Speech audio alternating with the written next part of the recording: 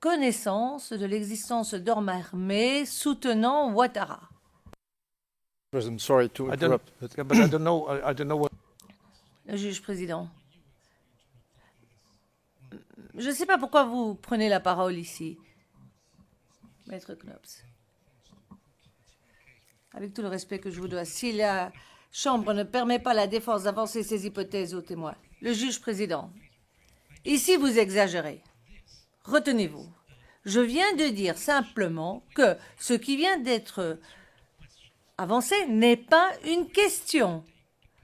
Parce que le témoin est là pour répondre à des questions. Et il appartient à l'avocat de considérer, tout comme pour nous dans le prétoire, la chambre, etc., si ce qu'on a entendu est crédible ou pas. Et ce que je venais de vous dire, c'est que ce que vous avez...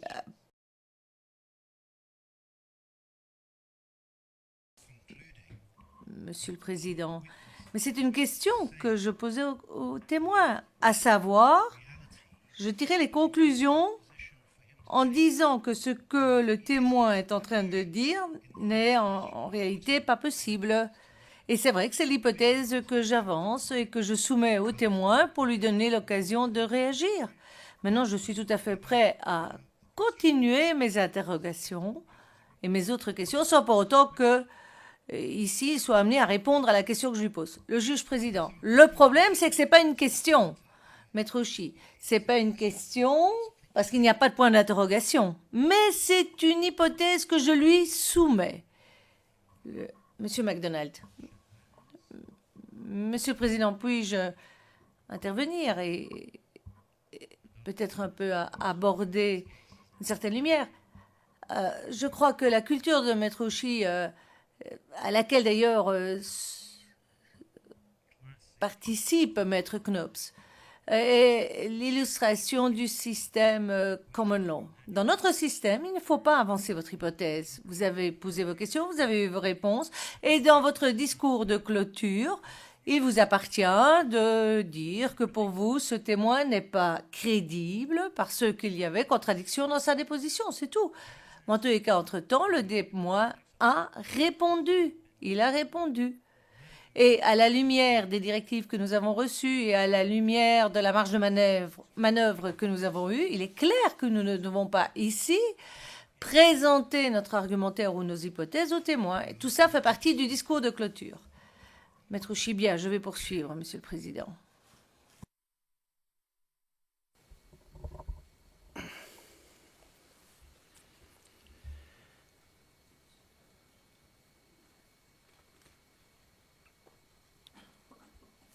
Monsieur le témoin, vous avez dit que Monsieur Soro, vous avez expliqué ce que vous devez dire à Monsieur Gbagbo. Est-ce que vous pouvez dire ça encore une fois? Qu'est-ce que Monsieur Soro a dit que vous devez dire à Monsieur Gbagbo?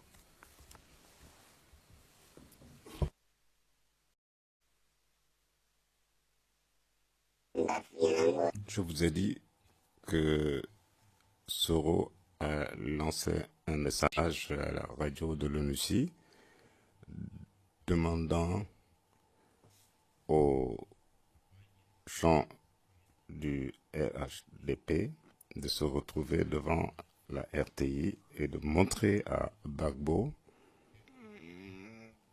que les Ivoiriens ont fait leur choix et que cette fois-ci, ils n'ont pas choisi Laurent Gbagbo, mais plutôt Alassane Ouattara, et qu'ils devraient être raisonnables et attendre 5 ans plus tard pour se représenter. Voilà ce que j'ai entendu de la bouche de Soro.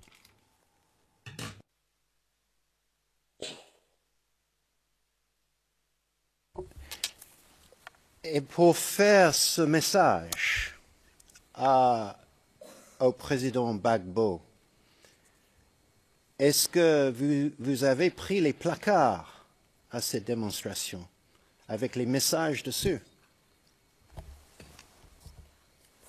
Pardon, bancartes.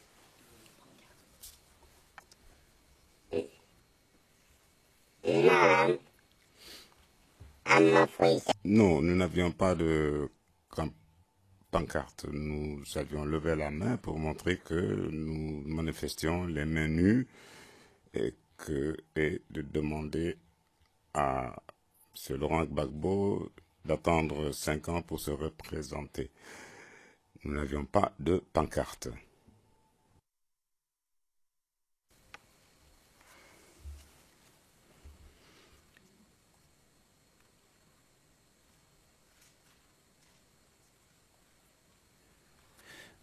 Vous avez su que, bon, votre loyauté était pour Ouattara. Mais vous avez su quand même que M. Gbagbo avait beaucoup de gens qui le soutenaient aussi. Vous savez ça, n'est-ce pas?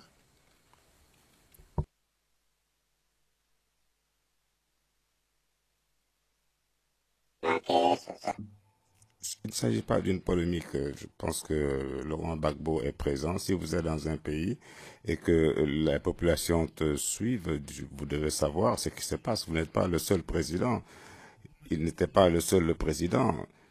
Aucun président a démissionné en Côte d'Ivoire. Même Conan Bédié, même Conan Bédié plutôt a rendu sa démission.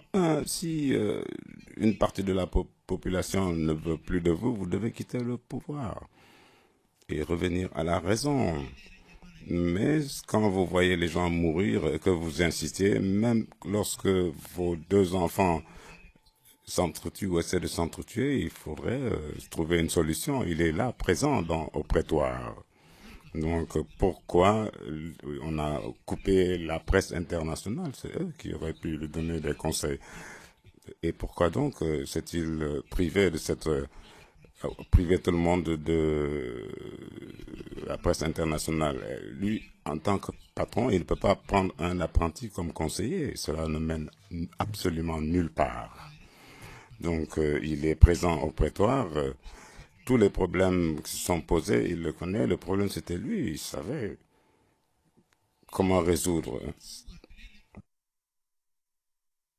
Il n'est pas le fait. Est-ce que M. Gbagbo était un démocrate, selon vous?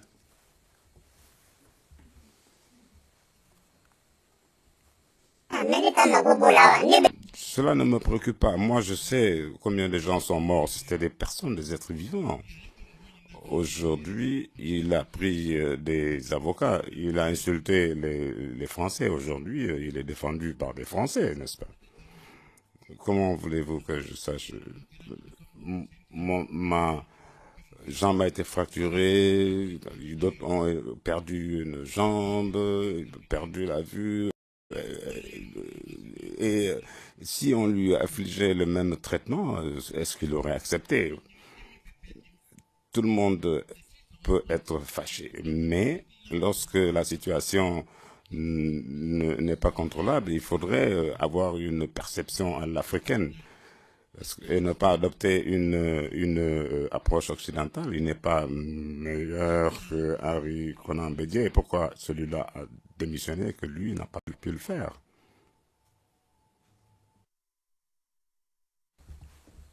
Donc vous avez pensé que si vous, les gens qui soutenaient Ouattara, fait une marche à la RTI,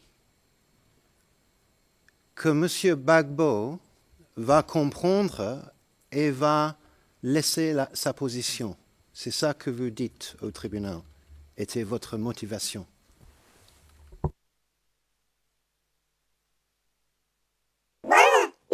Tout à fait. Si vous essayez de tromper les gens, même si vous ne le faites pas avec la force, vous pouvez tout simplement demander aux gens de ne tuer personne, essayant d'engager un dialogue et appeler les jeunes à retourner chez eux et qu'on allait mettre en place un dialogue en faisant appel aux Américains ou aux Français, et puis la situation aurait pu être maîtrisée. Finalement, quel problème n'a pas de solution? Il a refusé, mais aujourd'hui, nous sommes en train d'en parler, n'est-ce pas? si il avait pu se maintenir par la force, il serait encore présent. Mais le dialogue est très important. Parce que s'il avait écouté les Français ou fait appel aux Américains, mais vous ne pouvez pas être un patron et demander à un apprenti d'être votre conseiller. Mr. Witness, slow, slow. Juge président, monsieur le témoin, pouvez-vous ralentir? Ralentir, s'il vous plaît.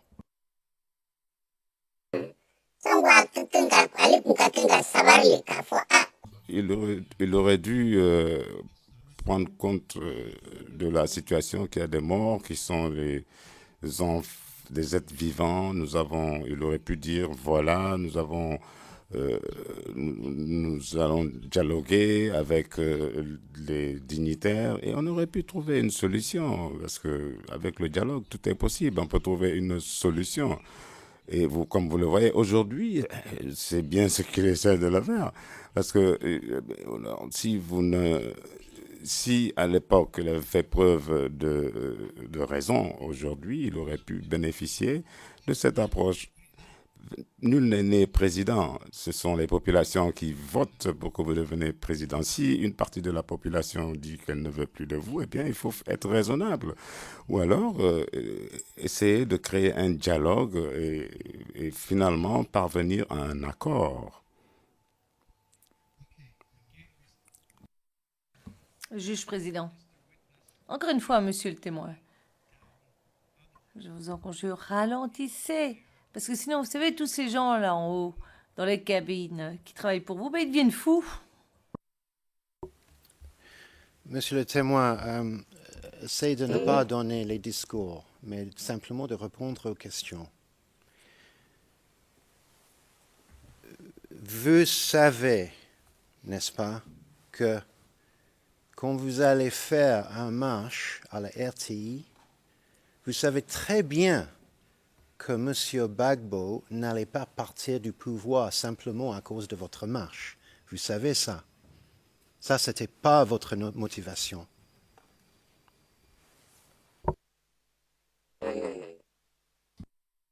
Non, Gbagbo est un humain et chaque être humain est réfléchi. S'il avait vu la foule, il aurait pu changer d'avis ou ses conseillers auraient pu le conseiller. Mais moi, je ne pouvais pas savoir qu'il verrait cette foule sans changer d'avis. Cela, je ne peux pas le savoir. Est-ce que ce n'est pas le cas que votre vraie intention, vous et les autres qui ont participé dans cette marche, était de prendre le RTI par force? Ça n'a rien à faire avec M. Gbagbo et ses intentions. Ça, c'est la réalité, n'est-ce pas?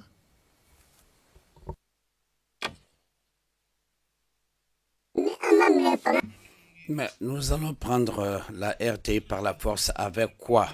Des gens qui ont les mains nues. Les mains sont levées, tout le monde a vu ses mains.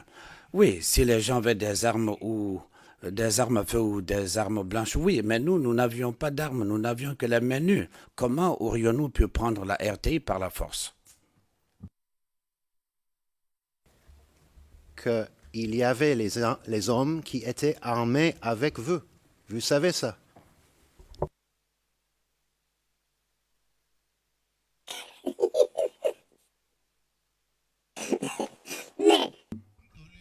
Mais non, je vous ai dit que nous sommes arrivés au siège du RDR. On nous a dit que personne ne doit avoir une arme. Même si quelqu'un vous insulte, ne répondez pas. Même si quelqu'un vous frappe, ne répliquez pas. Les gens que j'ai vus, personne n'avait même une aiguille sur lui. En tout cas, ceux que j'ai vus.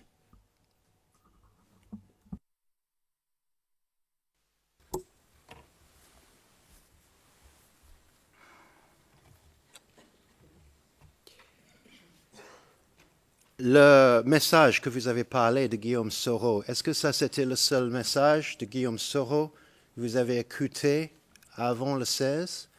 Ou vous avez aussi regardé Guillaume Soro sur la TV ou entendu sur la radio à une autre occasion?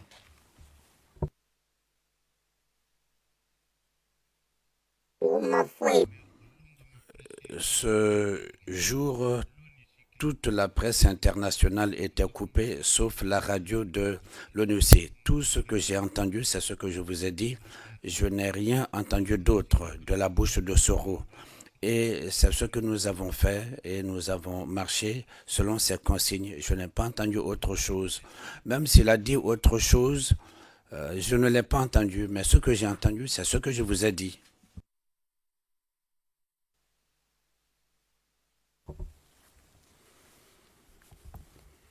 Et si je vous suggère que le vrai message de Guillaume Soro était d'utiliser tous les moyens de déloger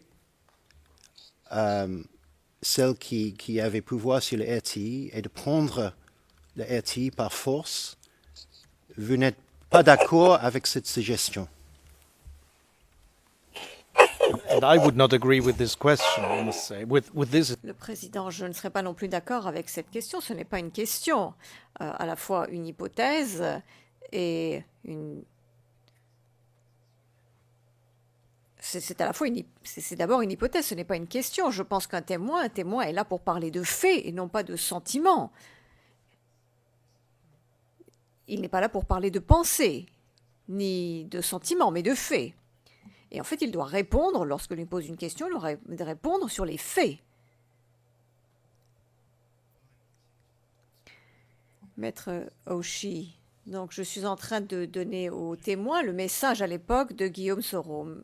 Monsieur MacDonald, objection, objection. Le président, mais vous devez dire à Soro, et non pas un témoin, ce qui n'a rien à voir avec Soro, qui ne l'a jamais rencontré, qui ne l'a jamais vu, qui l'a simplement entendu à la radio. Ça me paraît vraiment un petit peu déséquilibré. Maître Oshie, donc votre position, monsieur le juge, telle que je la comprends, c'est que je ne peux pas contester ce qu'il a entendu à la radio. Parce que je suis en train de laisser entendre aux témoins que ce qu'il a entendu à la radio incluait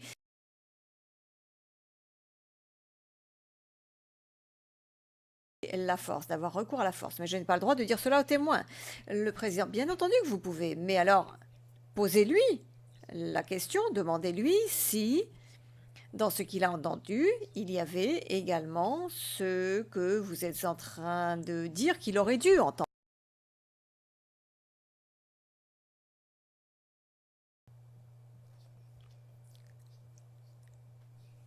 Moi, je n'ai pas entendu, mais je vais poser la question au témoin, dit Maître Oshie. Quand vous avez écouté le Guillaume Soro sur la radio, est-ce qu'il n'a pas dit qu'un moment arrive où on doit utiliser la force? Non, pas du tout. Peut-être que cela s'est passé quand j'avais quitté Abidjan parce que j'étais malade. Je ne sais pas ce qui s'est passé à mon absence, mais à ma connaissance, ce que j'ai entendu, c'est bien ce que j'ai mentionné. Je n'ai rien entendu d'autre autrement, ben, je l'aurais mentionné. Je vous ai dit tout ce dont j'étais au courant. Je ne pouvais pas ajouter des choses que j'ignore.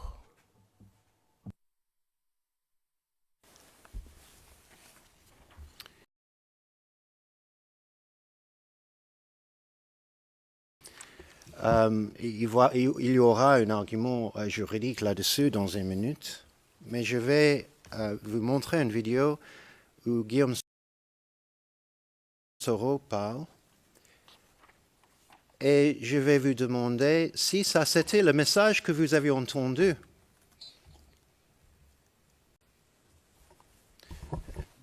MacDonald can take his objection. Maître Oshie, maintenant, Monsieur MacDonald peut faire entendre son objection. Monsieur MacDonald, Madame, Messieurs les juges, l'accusation fait objection pour diverses raisons, y compris l'authenticité même de la vidéo, si des objections sont faites et que l'on discute vraiment du fond de la déposition, le témoin ne devrait pas être dans le prétoire. Monsieur McDonald, je pense que ce serait avisé et je pense que sur ce point, cela peut demander un certain temps. Le juge président, bien. Alors nous devons suspendre l'audience parce que à 16 heures, nous devons quitter le prétoire. Si cela demande du temps, il va falloir que nous prenions du temps pour cela. Et ensuite, nous devons également voir ce qu'il en est par rapport à la demande de Monsieur Altit concernant donc les audiences. Et nous devons également traiter de la requête à huis clos partiel ou à huis clos. La requête du procureur. Donc, nous avons 35 minutes. Monsieur Oshie, c'est une autre solution. Le président, laquelle Maître Oshie, il y a une autre solution. Le témoin peut tout simplement enlever ses écouteurs et nous pouvons parler anglais devant lui, le président. Non, mais nous devons nous arrêter en tous les cas à 15h30 parce que nous avons d'autres choses à faire et nous n'allons pas terminer la déposition de ce témoin aujourd'hui. C'est inutile de continuer. Nous nous arrêtons maintenant. Le témoin peut revenir lundi à 9h, 9h30 et nous continuerons à traiter des autres points. Également aux points qui ont été soulevés par le procureur. Mon programme devant moi, c'est OK. Donc, nous allons demander à l'huissier, enfin, je veux dire, monsieur le témoin, nous arrêtons maintenant votre déposition. Nous reprendrons lundi matin avec votre déposition parce que nous avons d'autres points de manière urgente. Donc, je vais demander à l'huissier de vous raccompagner hors du prétoire et nous vous reverrons ici même lundi matin. Je vous souhaite un très bon week-end.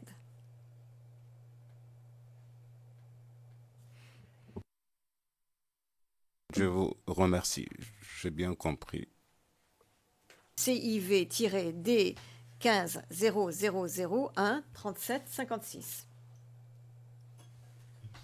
Dit Maître Oshie. Ah, je m'excuse, il y a une erreur. Non. C'est donc CIV D15 0001 0 5 7 0.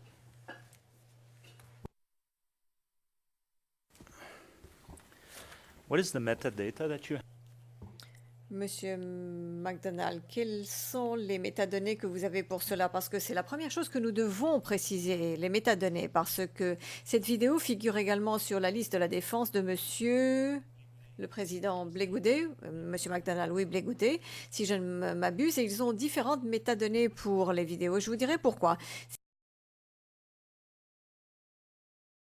Non pas la date du film, et dans la défense de Blégoudet, et c'est ce que nous avons également dans nos propres divulgations, elle a été montrée pour la première fois sur la RTI le 29 décembre, et une deuxième fois, ou en boucle, le 30 décembre.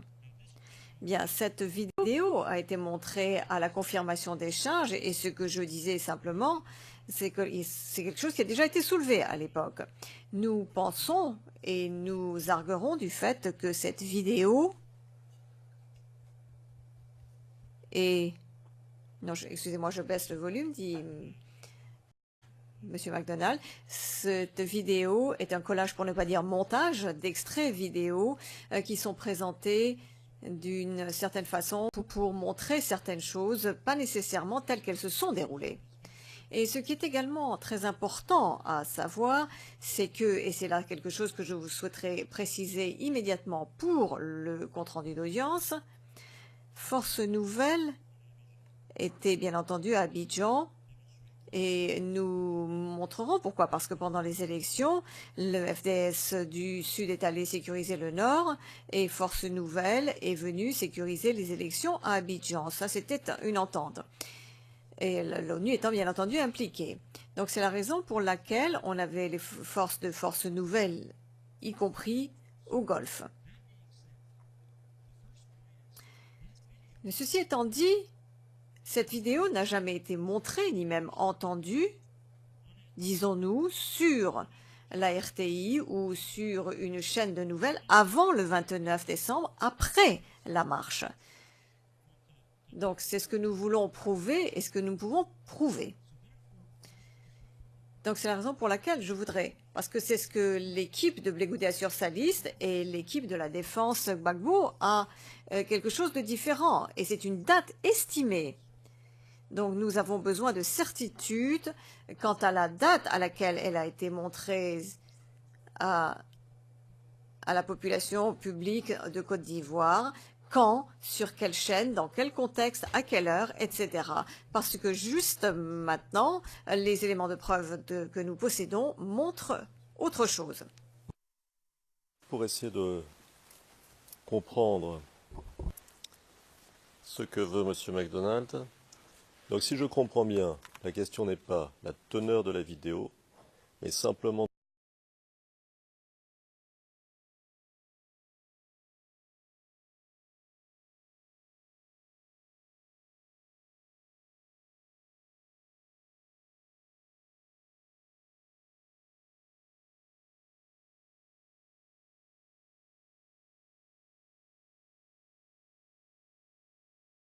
plus tard pour se représenter. Voilà ce que j'ai entendu de la bouche de Soro.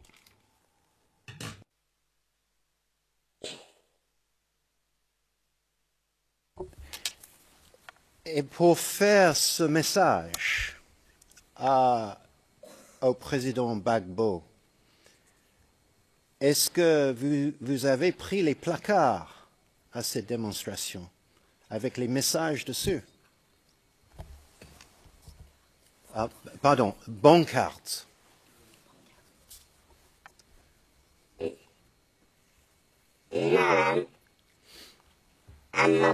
Non, nous n'avions pas de pancarte. Nous avions levé la main pour montrer que nous manifestions les mains nues et de demander à M. Laurent Gbagbo d'attendre 5 ans pour se représenter.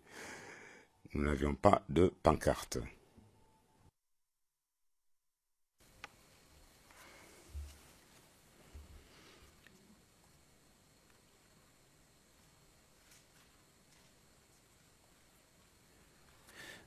Vous avez su que, bon, votre loyauté était pour Ouattara. Mais vous avez su quand même que M. Gbagbo avait beaucoup de gens qui le soutenaient aussi. Vous savez ça, n'est-ce pas?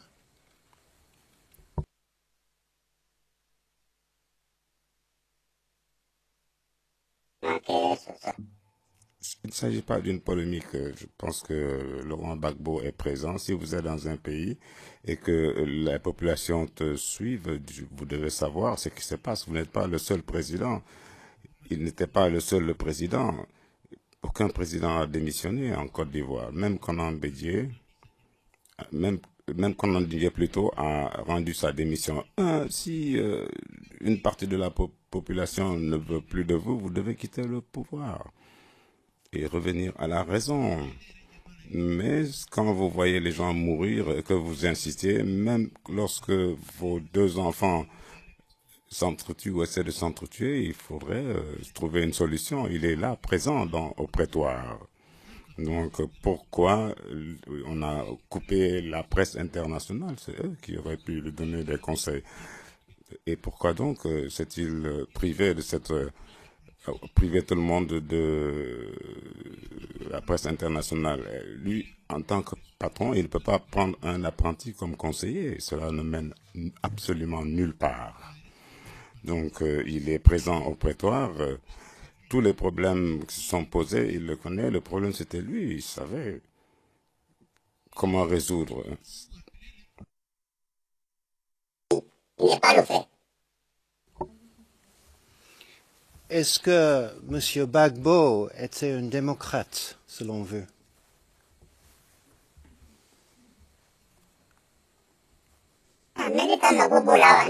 Cela ne me préoccupe pas. Moi, je sais combien de gens sont morts. C'était des personnes, des êtres vivants.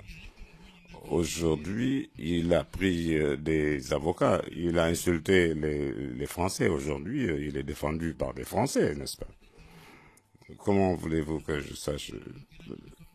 Ma jambe a été fracturée, d'autres ont perdu une jambe, perdu la vue. Et si on lui affligeait le même traitement, est-ce qu'il aurait accepté? Tout le monde peut être fâché, mais lorsque la situation n'est pas contrôlable, il faudrait avoir une perception à la... Ça me paraît vraiment un petit peu déséquilibré.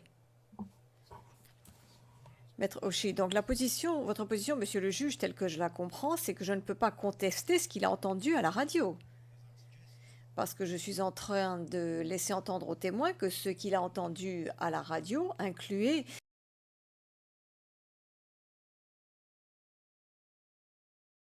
la force, d'avoir recours à la force. Mais je n'ai pas le droit de dire cela aux témoins.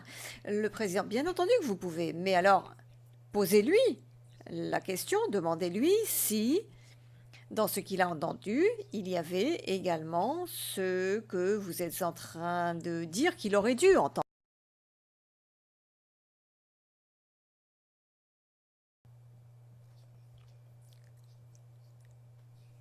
Moi, je n'ai pas entendu, mais je vais poser la question au témoin, dit Maître Oshii. Quand vous avez écouté le Guillaume Soro sur la radio, est-ce qu'il n'a pas dit qu'un moment arrive où on doit utiliser la force?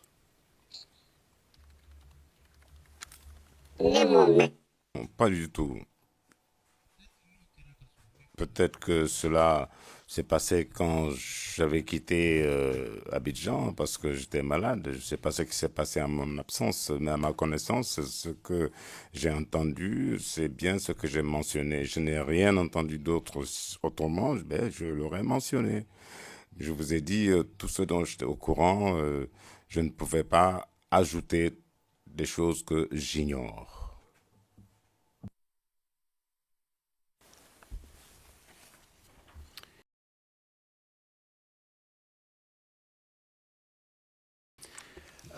Il y aura un argument juridique là-dessus dans une minute, mais je vais vous montrer une vidéo où Guillaume Soro parle et je vais vous demander si ça c'était le message que vous avez entendu.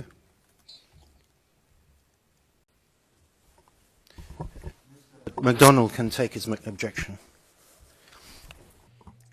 Maître Oshii, maintenant, Monsieur MacDonald peut faire entendre son objection.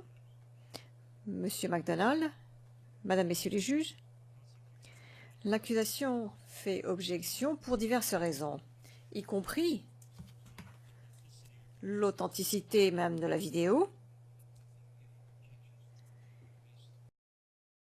Si des objections sont faites et que l'on discute vraiment du fond de la déposition, le témoin ne devrait pas être dans le prétoire. Monsieur MacDonald, je pense que ce serait avisé et je pense que sur ce point, cela peut demander un certain temps. Le juge président, bien. Alors nous devons suspendre l'audience parce qu'à 16 h, nous devons quitter le prétoire. Si cela demande du temps, il va falloir que nous prenions du temps pour cela. Et ensuite, nous devons également voir ce qu'il en est par rapport à la demande de M. Altit concernant donc les audiences. Et nous devons également traiter de la requête à huis clos partiel ou à huis clos. La requête du procureur. Donc, nous avons 35 minutes. Monsieur Oshii, c'est une autre solution. Le président, laquelle Maître Oshii, il y a une autre solution. Le témoin peut tout simplement enlever ses écouteurs et nous pouvons parler anglais devant lui, le président. Non, mais nous devons nous arrêter en tous les cas à 15h30 parce que nous avons d'autres choses à faire et nous n'allons pas terminer la déposition de ce témoin aujourd'hui. C'est inutile de continuer. Nous nous arrêtons maintenant. Le témoin peut revenir lundi à 9h, 9h30 et nous continuerons. Verrez cette foule sans changer d'avis. Cela, je ne peux pas le savoir. est-ce que ce n'est pas le cas que votre vraie intention, vous et les autres qui ont participé dans cette marche, était de prendre le RTI par force? Ça n'a rien à faire avec M. Gbagbo et ses intentions. Ça, c'est la réalité, n'est-ce pas?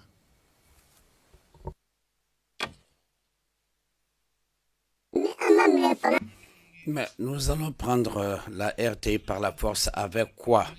Des gens qui ont les mains nues, les mains sont levées, tout le monde a vu ses mains. Oui, si les gens avaient des armes ou des armes à feu ou des armes blanches, oui, mais nous n'avions pas d'armes, nous n'avions que les mains nues. Comment aurions-nous pu prendre la RTI par la force? Qu'il y avait les hommes qui étaient armés avec vous. Vous savez ça?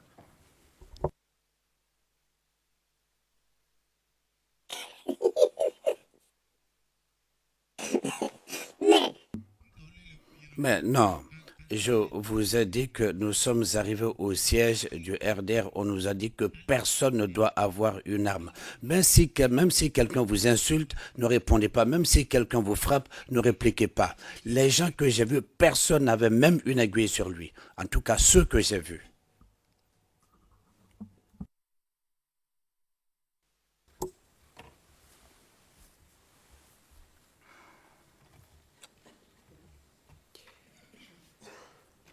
Le message que vous avez parlé de Guillaume Soro, est-ce que ça c'était le seul message de Guillaume Soro que vous avez écouté avant le 16?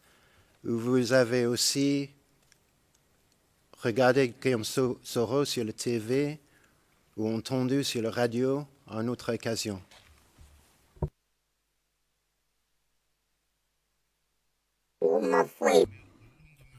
Ce jour, toute la presse internationale était coupée, sauf la radio de l'ONUC. Tout ce que j'ai entendu, c'est ce que je vous ai dit. Je n'ai rien entendu d'autre de la bouche de Soro.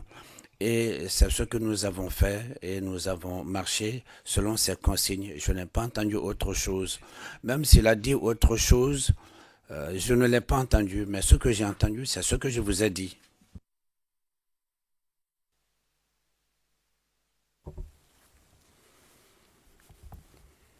Et si je vous suggère que le vrai message de Guillaume Soro était d'utiliser tous les moyens de déloger celles qui avaient pouvoir sur le RTI et de prendre le RTI par force, vous n'êtes pas d'accord avec cette suggestion? And I would not agree with this question, I must say. With this, Le président, je ne serais pas non plus d'accord avec cette question. Ce n'est pas une question, à la fois une hypothèse et une... C'est à la fois c'est d'abord une hypothèse, ce n'est pas une question. Je pense qu'un témoin est là pour parler de faits et non pas de sentiments. Il n'est pas là pour parler de pensée, ni de sentiments, mais de faits. Et en fait, il doit répondre, lorsque lui pose une question, il doit répondre sur les faits. Maître Oshie, donc je suis en train de donner aux témoins le message à l'époque de Guillaume Soro. Monsieur MacDonald, objection, objection. Le président, mais vous devez dire à Soro, et non pas un témoin, ce qui n'a rien à voir avec Soro, qui ne l'a jamais rencontré, qui ne l'a jamais vu, qui l'a simplement entendu à la radio. Connaissance de l'existence d'armes armées soutenant Ouattara. I'm sorry to I don't, interrupt. but I don't know what. Le juge président. Je ne sais pas pourquoi vous prenez la parole ici, Maître Knops. Avec tout le respect que je vous dois, si la Chambre ne permet pas à la défense d'avancer ses hypothèses aux témoins, le juge président, ici vous exagérez. Retenez-vous. Je viens de dire simplement que ce qui vient d'être avancé n'est pas une question. Parce que le témoin est là pour répondre à des questions. Et il appartient à l'avocat de considérer, tout comme pour nous dans le prétoire, la chambre, etc., si ce qu'on a entendu est crédible ou pas. Et ce que je venais de vous dire, c'est que ce que vous avez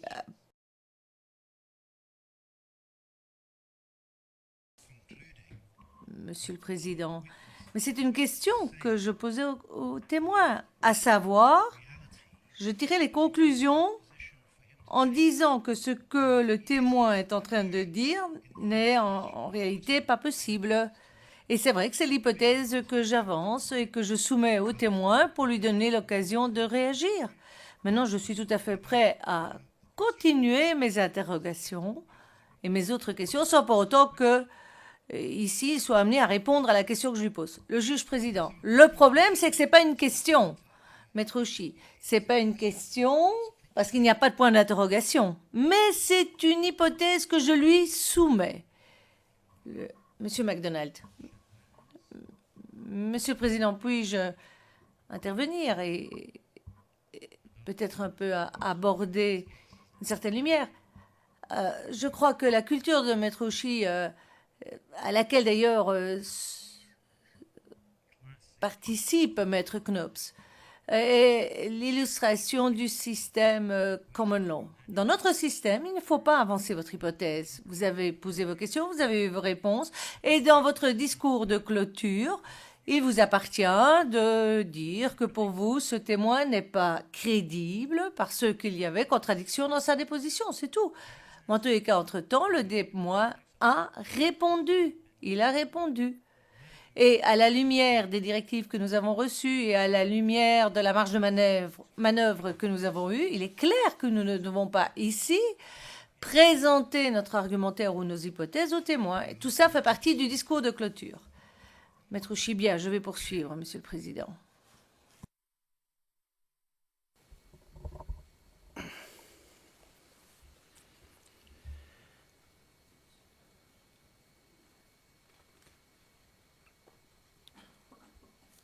Monsieur le témoin, vous avez dit que Monsieur Soro, vous avez expliqué ce que vous devez dire à Monsieur Gbagbo.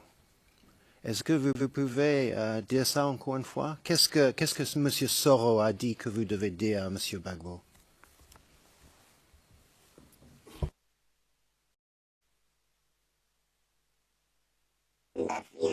Je vous ai dit que Soro a lancé un message à la radio de l'ONUCI demandant aux gens du RHDP de se retrouver devant la RTI et de montrer à Gbagbo que les Ivoiriens ont fait leur choix et que cette fois-ci, ils n'ont pas choisi Laurent Gbagbo, mais plutôt Alassane Ouattara, et qu'ils devraient être raisonnables et attendre 5 ans africaines et ne pas adopter une approche occidentale. Il n'est pas meilleur que Harry Konan Bédié. Pourquoi celui-là a démissionné que lui n'a pas pu le faire?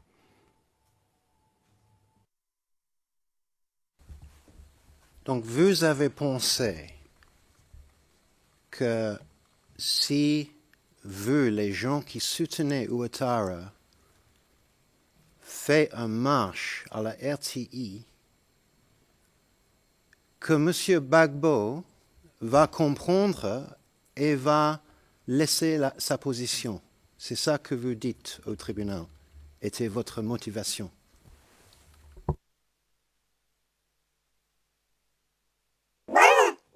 Tout à fait. Si vous essayez de tromper les gens, même si vous ne le faites pas avec la force, vous pouvez tout simplement demander aux gens de ne tuer personne, essayant d'engager un dialogue et appeler les jeunes à retourner chez eux et qu'on allait mettre en place un dialogue en faisant appel aux Américains ou aux Français et puis la situation aurait pu être maîtrisée. Finalement, quel problème n'a pas de solution? Il a refusé, mais aujourd'hui, nous sommes en train d'en parler, n'est-ce pas? si il avait pu se maintenir par la force, il serait encore présent. Mais le dialogue est très important.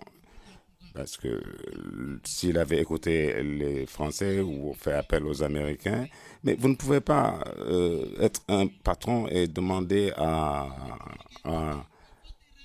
un apprenti d'être votre conseiller. Mr. Witness, slow.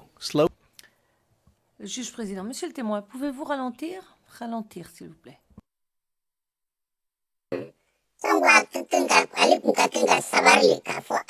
Il aurait dû prendre compte de la situation, qu'il y a des morts qui sont des êtres vivants.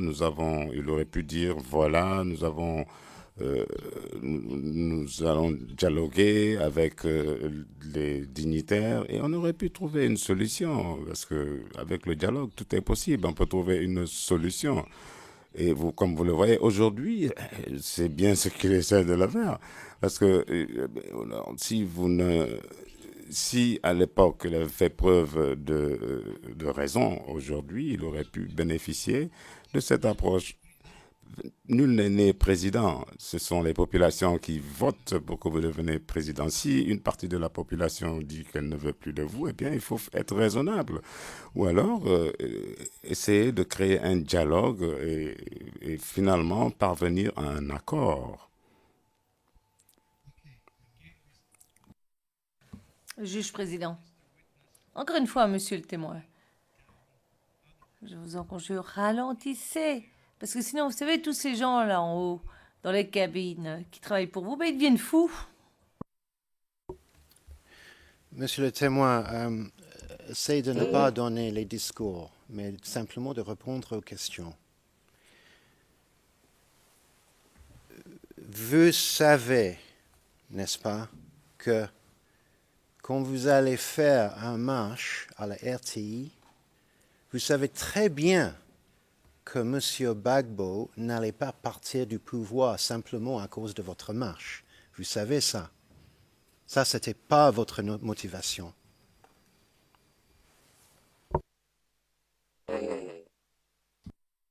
Non, Gbagbo est un humain et chaque être humain est réfléchi. S'il avait vu la foule, il aurait pu changer d'avis ou ses conseillers auraient pu le conseiller. Mais moi, je ne pouvais pas savoir qu'il